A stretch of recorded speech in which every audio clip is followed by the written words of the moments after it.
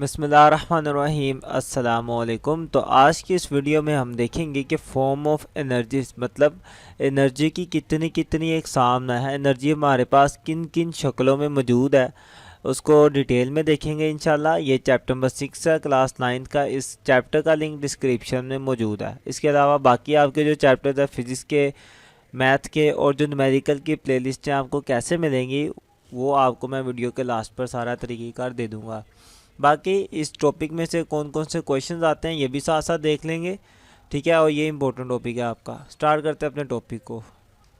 Form of energy, energy की इकसाम मतलब energy किन किन शक्लों में हमारे पास पाई जाती है। तो सबसे पहले बात करते हैं मैकेनिकल एनर्जी की, जिसकी पहले भी बात हो चुकी है पुरानी वीडियोस में। हमने देखा था कि मैकेनिकल एनर्जी की दो किस्में हैं, एक पोटेंशियल एनर्जी और दूसरा काइनेटिक एनर्जी, ठीक है। ये दोनों क्या है, मैकेनिकल एनर्जी की किस्में हैं। यही मैकेनिकल एनर्जी की डेफिनेशन भी है, ठीक है, कि energy possessed by a body both due to its motion and position is called mechanical energy. कि किसी भी जिस्म के अंदर उसकी मोशन और पोजीशन की वजह से जो एनर्जी होती है उसे हम कहते हैं मैकेनिकल एनर्जी। और ये पोटेंशियल एनर्जी आपको पता है कौन सी एनर्जी होती थी, पोजीशन वाली होती थी। और काइनेटिक एनर्जी कौन सी होती थी, मोशन वाली एनर्जी होती थी। तो ये इन दोनों एनर्जीज को ही हम क्या कहते हैं, मैकेनिकल एनर्जी कहते हैं। तो यही इसकी डेफिनेशन में लिखा है कि किसी भी बॉडी के अंदर उसकी मोशन की हरकत या फिर उसकी पोजीशन, मोशन या पोजीशन, इन दोनों की किसी एक भी वजह से जो एनर्जी मौजूद होती है उसे हम कहते हैं मैकेनिकल एनर्जी, ठीक है। अब इसकी एग्जांपल्स की बात कर लेते हैं। तो काफ़ी ज़्यादा एग्जांपल्स हैं हमारे पास, जैसे कि वाटर रनिंग डाउन आ स्ट्रीम, के किसी पहाड़ में से जो पानी नीचे की तरफ आ रहा होता है, एक नदी में से बहता हुआ पानी, उसके अंदर भी क्या होती है, ये मैकेनिकल एनर्जी होती है। ज़ाहिर है पानी हरकत कर रहा है तो हरकत करने वाली हर चीज़ के अंदर कौन सी एनर्जी होगी, मैकेनिकल एनर्जी होगी। उसके बाद विंड, हवा, हवा भी चलती है तो हरकत ही करती है ना हवा भी, तो हवा के अंदर भी कौन सी हो जाएगी, मैकेनिकल। अब मूविंग कार, हरकत करती हुई कार के अंदर, ठीक है।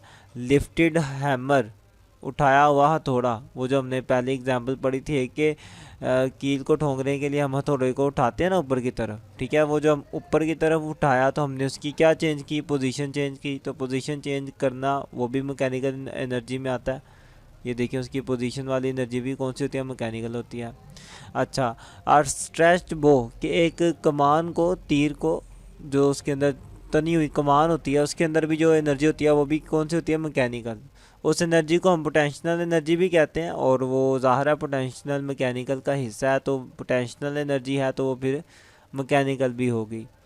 अच्छा, आगे है हमारे पास कैटापुल्ट, कैटापुल्ट और कंप्रेस्ड स्प्रिंग।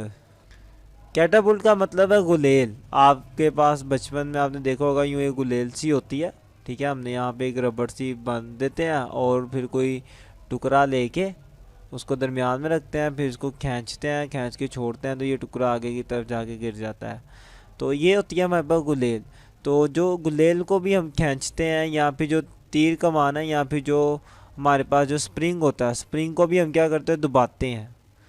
तो ये खींचने की वजह से या किसी को प्रेस करने की वजह से जो एनर्जी होती है वो भी एनर्जी हमारी किस में आती है, मैकेनिकल एनर्जी में आती है, ठीक है। खींचने की वजह से भी बॉडी की पोजीशन भी बदलती है, उसके अंदर मोशन भी आती है, तो वो मैकेनिकल होगी। स्प्रिंग को आप दबाते हैं तो स्प्रिंग के अंदर दबाने की वजह से एनर्जी स्टोर हो जाती है। पोजीशन तब्दील हुई ना स्प्रिंग की, जब दबाएंगे तो वो छोटा हो जाएगा, पोजीशन तब्दील होने से इसके अंदर एनर्जी आ जाती है। तो पोजीशन वाली एनर्जी वो मैकेनिकल में आती है। हमने देखा कि पोजीशन वाली एनर्जी किस में आती है, मैकेनिकल में। ये सारी हमारे पास एग्जांपल थी मैकेनिकल एनर्जी की, और भी बहुत ज़्यादा है लेकिन कुछ हमने कर ली। बाकी आप अपने इर्द गिर्द खुद देखें, ऑब्जर्व करें कि कौन कौन सी हमारे पास पोटेंशियल एनर्जी की एग्जांपल बनती है। तो यहाँ तक हमने अपनी मैकेनिकल एनर्जी को कंप्लीट कर लिया। इसके बाद एक और भी हमारे पास एनर्जी की किस्म है, उसको भी स्टडी करते हैं। उसका नाम है हीट एनर्जी। अब हीट एनर्जी नाम से नज़र आ रहा है कि जो आपके पास हरारत होती है या जो गर्मी होती है, जो गर्माइश मिलती है किसी चीज़ से हमें, वो भी क्या है, वो भी एक एनर्जी है जो हमें मिल रही है, ठीक है। तो यही इसकी डेफिनेशन में भी है कि heat is a form of energy given out by hot bodies. Heat एक एनर्जी की किस्म है जो कि गर्म जिस्मों से आती है। सिंपल सी बात है जो हमें पता है। ये एमसीक्यू भी आ सकता है कि क्या हीट एनर्जी की किस्म है, तो हाँ जी, हीट भी एक एनर्जी की किस्म है। अब एग्जांपल देख लेते हैं इसकी कुछ, कि large amount of heat is obtained by burning fuel, कि जो फ्यूल होता है, ठीक है, ईंधन वगैरह, लकड़ी, कोयला, गैस, तेल, इनको आग जलाने से भी हमें बहुत ज़्यादा क्या मिलती है, हीट मिलती है। Heat is also produce when motion is opposed bye frictional force, कि जब हरकत की मुखालफत की जाती है तब भी क्या पैदा होती है, हीट पैदा होती है। इसकी सिंपल सी मिसाल है कि अगर आप अपने हाथों को रगड़ें आपस में, ठीक है, अपने हाथों को आपस में रगड़ें तो क्या हो जाता है, हाथ गर्म हो जाते हैं ना। वो गर्म क्यों होते हैं, क्योंकि हाथों के दरमियान फ्रिक्शन की फ़ोर्स होती है और आप उस फ्रिक्शन की फ़ोर्स के मुखालिफ अपने हाथों को आगे पीछे मूव कर रहे होते हैं। तो जब भी फ्रिक्शन की फोर्स के मुखालिफ हम कोई काम करते हैं तो हीट पैदा होती है, तो हमारे हाथ क्या हो जाते हैं, गर्म हो जाते हैं। वही बात उसने लिखी है कि अपोज्ड बाय फ्रिक्शनल फोर्स, के heat is produced when motion is opposed bye frictional force, के जब फ्रिक्शनल फोर्स किसी की मोशन को रोकती है तब भी क्या पैदा हो जाती है, हीट पैदा हो जाती है। Next, the food we take provide us heat energy, के जो खाना हम खाते हैं वो भी हमें क्या देते हैं, हीट एनर्जी देते हैं। आपको पता है कि खाना खाने से हमारे जिस्म में रिएक्शंस होते हैं और वो फिर रिएक्शन के नतीजे में हीट निकलती है। वो हीट हमारे जिस्म से बाहर भी आ रही होती है, हमारी बॉडी गर्म भी होती है उस हीट की वजह से। आगे वो कहता है the sun is the main source of heat, के सन, सूरज हमारा क्या है, मेन सोर्स है हीट का। वाकई सूरज से हमें बहुत ज़्यादा हीट मिलती है। तो यहाँ तक हमने अपनी हीट एनर्जी के बारे में भी पढ़ लिया, उसकी इम्पोर्टेंट एग्जांपल्स भी देख ली। मज़ीद देखते हैं एनर्जी की और किस्में कौन कौन सी हैं। नेक्स्ट आती है हमारे पास इलेक्ट्रिकल एनर्जी। बहुत ही कॉमन है ये इलेक्ट्रिकल एनर्जी, मतलब इलेक्ट्रिसिटी जो आप अपने इर्द गिर्द हर जगह ही देखते हो, वो भी एक एनर्जी की शक्ल है, ठीक है। और ये हर जगह इस्तेमाल होती है और बहुत ज़्यादा इस्तेमाल होती है। डेफिनेशन पे आते हैं इसकी, लिखा हुआ है electricity is one of the widely used form of energy. Electricity एक ऐसी एनर्जी की किस्म है जो बहुत ज़्यादा इस्तेमाल की जाती है। Electrical energy can be supplied easily to any desired place through wires, के इलेक्ट्रिकल एनर्जी को हम किसी भी जगह पर तारों के ज़रिए पहुंचा सकते हैं। बाकी ये जो अभी तक हमने पढ़ ली है मैकेनिकल एनर्जी या हीट एनर्जी को तारों के ज़रिए हम एक जगह से दूसरी जगह नहीं लेके जा सकते, लेकिन इलेक्ट्रिकल एनर्जी वो एनर्जी है जिसको हम तारों की मदद से इजीली लेके जा सकते हैं एक जगह से दूसरी जगह। यही बात उसने लिखी हुई है। मज़ीद देखते हैं इसकी एग्जांपल्स में कि we get electrical energy from batteries, हमें ये कहाँ से मिलती है, बैटरी से मिलती है electrical energy. And electric generators, और जो जनरेटर्स होते हैं बिजली के, वहाँ से भी हमें ये इलेक्ट्रिसिटी मिलती है।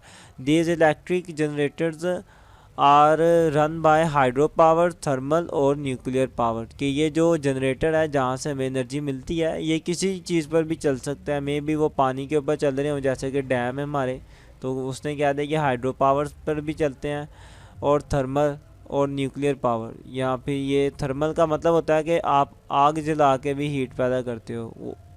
कोयला, तेल, गैस को आग जलाते हैं, उस आग की मदद से भी हम हीट को पैदा कर सकते हैं। या फिर न्यूक्लियर पावर प्लांट होते हैं, वहाँ से भी हम एनर्जी को पैदा कर सकते हैं। ये उसने वो लिखा हुआ है कि कहाँ कहाँ से आप ये वाली इलेक्ट्रिकल एनर्जी पैदा करते हो। हाइड्रो पावर का मतलब है डैम, डैमों से भी हमें इलेक्ट्रिसिटी मिलती है। उसके अलावा हमने वो थर्मल के तरीके से भी इलेक्ट्रिसिटी लेते हैं, मतलब आग जला के भी। आपको पता कुछ ऐसे भी पावर प्लांट होता है जहाँ पर ईंधन इस्तेमाल होता है, आग लगती है, उस आग की मदद से फिर हम इलेक्ट्रिसिटी पैदा करते हैं। या फिर कुछ न्यूक्लियर पावर प्लांट्स होते हैं जिनके अंदर रिएक्शंस होते हैं, उन रिएक्शंस की मदद से भी हम इलेक्ट्रिसिटी पैदा कर लेते हैं। तो ये उसने इलेक्ट्रिसिटी के रिसोर्सेज लिखे हुए हैं, कहाँ कहाँ से हमें इलेक्ट्रिसिटी मिलती है या बनाते हैं हम। सिंपल था इलेक्ट्रिसिटी, एक फॉर्म ये भी होगी। अब देखते हैं नेक्स्ट फॉर्म कौन सी है हमारे पास। नेक्स्ट है साउंड एनर्जी। साउंड, आवाज़, आवाज़ भी क्या है, आपकी एक एनर्जी है। ये बात जहन में रखिएगा, आवाज़ भी हमारी क्या है, एक एनर्जी की किस्म है। मज़ीद देखते हैं, sound is a form of energy, it is produced when the body vibrate, कि साउंड एक एनर्जी की किस्म है और ये तब पैदा होती है जब बॉडी क्या करती है, वाइब्रेट करती है। व्हेन बॉडी वाइब्रेट्स, ये इंपॉर्टेंट लाइन है, एमसीक्यूज भी आता है कि साउंड कब पैदा होता है, जब बॉडीज़ वाइब्रेट करती हैं, तो इसको जहन में रखिएगा।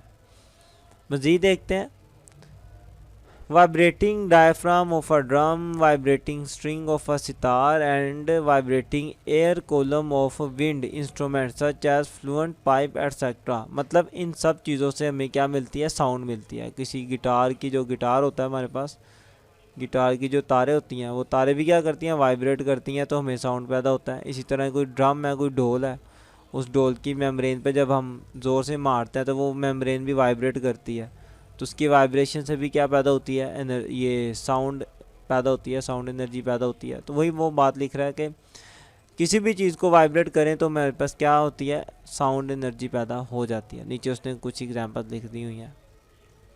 मज़ीद देखते हैं कि नेक्स्ट हमारे पास कौन सी है साउंड, कौन सी है हमारे पास एनर्जी की किस्म। तो नेक्स्ट है हमारे पास लाइट, रोशनी। रोशनी भी एनर्जी की एक किस्म है जो कि बहुत ज़्यादा इम्पोर्टेंट है, और हम डेली लाइफ में आपको पता ही है कि रोशनी के बगैर तो कोई काम होता भी नहीं है हमारा। नेक्स्ट लिखा हुआ है light is an important form of energy. रोशनी क्या है, एनर्जी की बहुत अहम किस्म है। Plants produce food in the presence of light, कि जो पौधे हमारे वो लाइट की मौजूदगी में ही अपनी खुराक बनाते हैं। अगर लाइट नहीं ना हो तो वो अपनी खुराक नहीं बना पाते।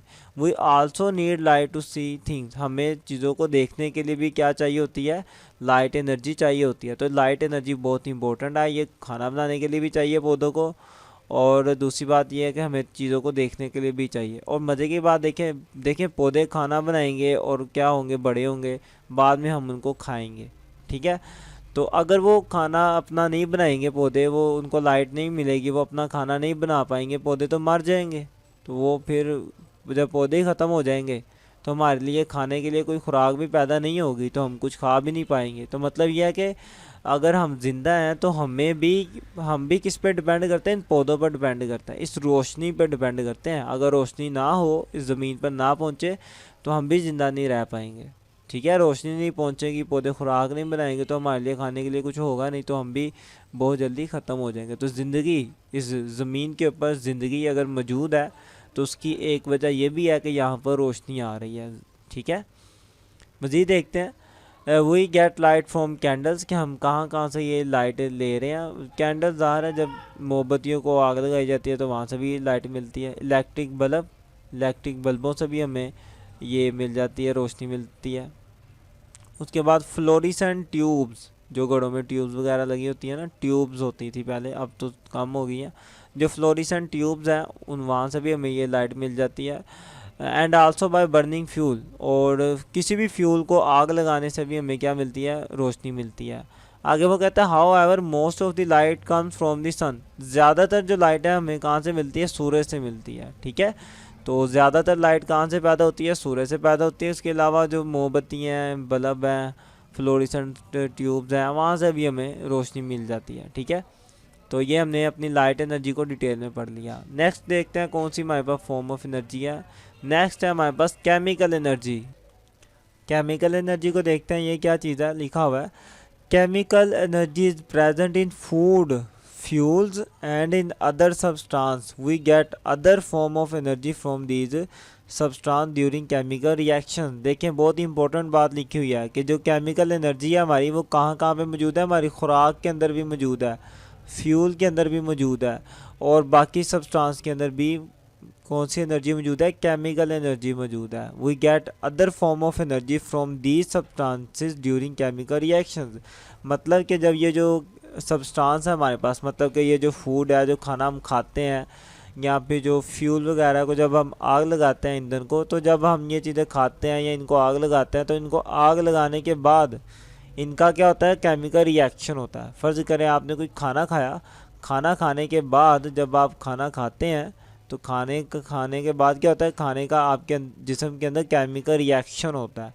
उस केमिकल रिएक्शन के नतीजे में हमें क्या मिलती है, हीट एनर्जी मिलती है, ठीक है, और हम सर्वाइव करते हैं, ज़िंदा रहते हैं। इसी तरह अगर फ्यूल है, जब हम ईंधन को आग लगाते हैं तो हमें क्या मिलती है, हमें काफ़ी ज़्यादा एनर्जी मिलती है, हीट एनर्जी भी मिलती है हमें, और लाइट एनर्जी भी मिलती है, ठीक है। तो वही बात वो कह रहा है कि we get other form of energies, हमें बाकी एनर्जीज भी मिलती हैं यहीं से, from the substance during chemical reaction, के जब इन सब्सटेंस के केमिकल रिएक्शंस होते हैं तो हमें बाकी एनर्जीज भी मिलते हैं। जैसे कि फ्यूल है, फ्यूल को आग लगी, ये आग लगना भी ये क्या है, केमिकल रिएक्शन है। ठीक है, तो आग लगना है केमिकल रिएक्शन है, ये बात ज़हन में रखना। तो केमिकल रिएक्शन हुआ, उसके नतीजे में क्या मिलेगी हमें, आग से एनर्जी भी मिलेगी, मतलब हीट भी मिलेगी और लाइट भी मिलेगी। वही बात, अगर हम जो खाना खाते हैं तो खाने का अंदर जाके क्या होता है, केमिकल रिएक्शन होता है, और उस केमिकल रिएक्शन के नतीजे में हमें क्या मिलती है, एनर्जी मिलती है। मज़ीद देखते हैं कि बर्निंग ऑफ वुड, कोल और natural gas in air is a chemical reaction which releases energy as heat and light. वही बात जो हमने पहले कर ली कि लकड़ी को आग लगाना, लकड़ी को आग लगाना, कोयले को आग लगाना, और नेचुरल गैस जो गैस घरों में आती है उसको आग लगाना, वो सारा क्या है, वो केमिकल रिएक्शन है। ये जो आग लग रही है इनको ये आग लगना बेसिकली क्या है, ये केमिकल रिएक्शन हो रहा होता है इनका। तो ये केमिकल रिएक्शन हमें क्या देता है, एनर्जी देता है, हीट की फॉर्म में देता है एनर्जी, और लाइट की फॉर्म में एनर्जी देता है। सिंपल सी बात है जो हमने खुद भी डेली लाइफ में देखी हुई है। आगे वो कहता है कि electric energy is obtained from electric sales and batteries. हमारे पास जो बैटरी होती हैं या सेल होते हैं, वहाँ से हमें इलेक्ट्रिसिटी वाली एनर्जी मिलती है। अब वो एनर्जी, इलेक्ट्रिकल एनर्जी पैदा कैसे होती है इन सेल और बैटरीज के अंदर। आगे वो कहता है as a result of chemical reaction between various substance present in them. In batteries के अंदर, इन सेलों के अंदर मुख्तलिफ चीज़ें हमने रखी होती है जिनका आपस में क्या होता है, केमिकल रिएक्शन होता है। उस रिएक्शन की वजह से क्या पैदा होती है, इलेक्ट्रिकल एनर्जी पैदा होती है। ओके, तो मतलब केमिकल एनर्जी की मदद से हमें काफ़ी एनर्जीज और भी मिलती है। केमिकल रिएक्शंस होते हैं, केमिकल रिएक्शन से हमें हीट भी मिल जाती है, हमें लाइट भी मिल जाती है। अगर सेलों की बात की जाए तो सेलों बैटरीज के अंदर केमिकल रिएक्शन होता है, तो उन रिएक्शन की मदद से हमें क्या मिल जाती है, इलेक्ट्रिकल एनर्जी मिल जाती है। ठीक है, तो हम अपनी केमिकल एनर्जी को काफ़ी डिफरेंट शक्लों में तब्दील कर सकते हैं। ये थी हमारे पास केमिकल एनर्जी। मूव करते हैं नेक्स्ट एनर्जी पर। तो नेक्स्ट है हमारे पास न्यूक्लियर एनर्जी। बहुत ही ज़्यादा ये इम्पोर्टेंट है न्यूक्लियर एनर्जी। इसमें वो कहता है nuclear energy is the energy released in the form of nuclear radiation in radiation to heat of light during nuclear reaction such as fission and fusion reaction. देखें, हमने एक कमरा सा बनाया होता है जिसे हम न्यूक्लियर रिएक्टर कहते हैं। ठीक है, इसके अंदर क्या करते हैं, एक एटम है, हम उस एटम को तोड़ देते हैं, एटम पूरे एटम को ही तोड़ देते हैं, तो दो छोटे छोटे एटम बन जाते हैं। ये जो होता है ना, एटम को तोड़ना और दो छोटे एटम में बदलना, इसको हम कहते हैं फिशन रिएक्शन। इसे हम कहते हैं फिशन रिएक्शन। अब इस रिएक्शन के नतीजे में भी हमें बहुत ज़्यादा एनर्जी मिलती है। या बाज़ का हम यूँ भी करते हैं कि दो छोटे एटम्स होते हैं और उनको आपस में जोड़ देते हैं और एक नया एटम, बड़ा एटम बना देते हैं। ये जो तरीक़ेकार है इसे हम कहते हैं फ्यूजन। फ्यूज़ कर दिया दो एटम को, फ्यूजन रिएक्शन होता है।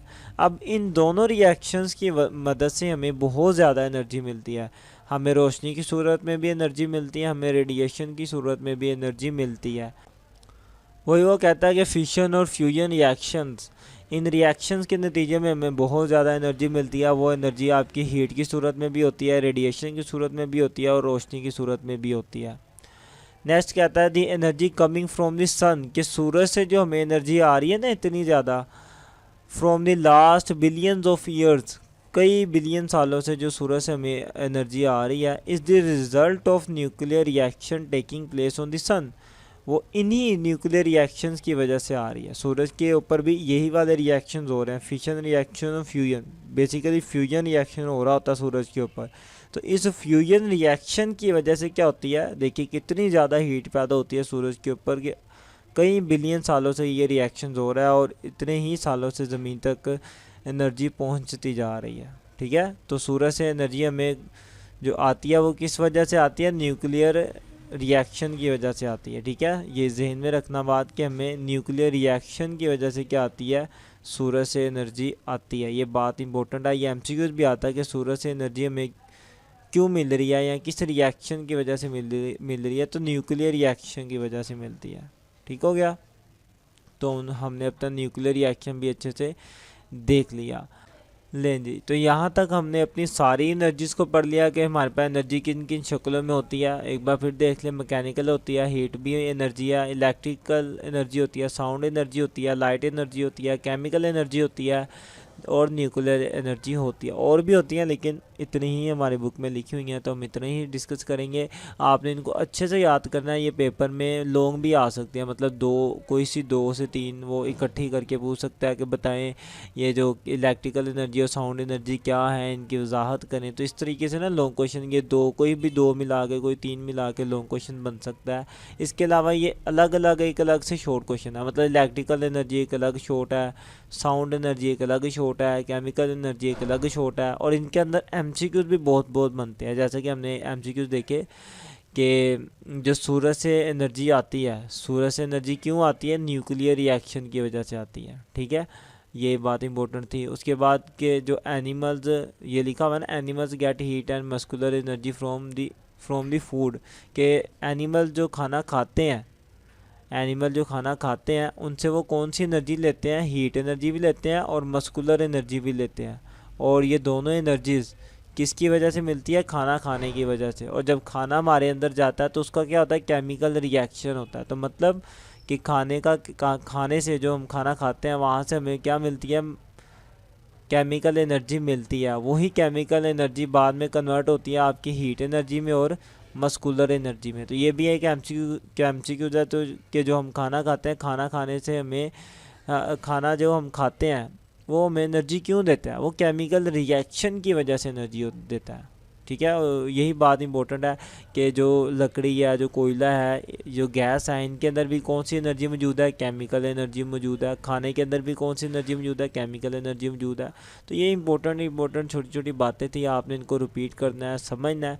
अगर कुछ पूछना हो तो आप मुझे ज़रूर कमेंट करें। वीडियो अच्छी लगे तो इसको शेयर करें अपने दोस्तों के साथ, कमेंट करें, लाइक करें। मिलते हैं इंशाल्लाह नेक्स्ट वीडियो में, तब तक के लिए अल्लाह हाफिज़।